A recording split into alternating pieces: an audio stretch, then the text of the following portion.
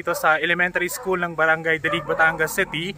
At sa ngayon kasama natin si Konsehal Jeffrey Babaw, ang Committee on Disaster ng Barangay. Konsehal, bigyan niyo kami ng initial information. Kailan po nagsimula itong sunog at ano na po ang status natin sa ngayon? So mga around 5:30 to 6 PM may sunog doon sa Labak pa. Medyo malayo pero nasa ano siya, nasa gitna ng kawayan. Hindi lang natin sure kung ba't nasilab siya. So naka-monitor naman kami kanina. So wala lang kaming hose.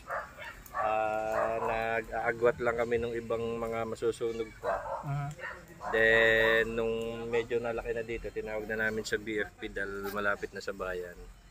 Ayan, at kanina nga mga ka-vibes ay mayroon ng rumisponde na taga BFP na tingnan na nila yung lugar. Bali nagbomba na sila tapos nag-iigib lang uli. Ayan, nagre-refill.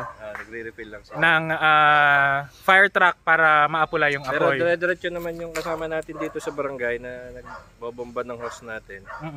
Tapos nag-bucket na naman kami kanina. Gumamit kami ng bucket sa tubig. Ayan, sige po. Maraming salamat, Konsehal. Okay.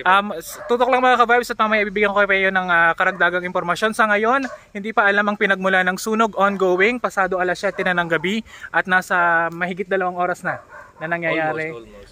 Almost 2 hours na nangyayari itong insidente ng grass fire dito sa Barangay Dalig, Batangas City. Mga ka-vibes, ingat po tayo ngayong gabi ha, dahil ang sunog na ito ay nangyari ay pagkatapos nga po ng malakihang sunog dyan sa Barangay Wawa, Batangas City kagabi.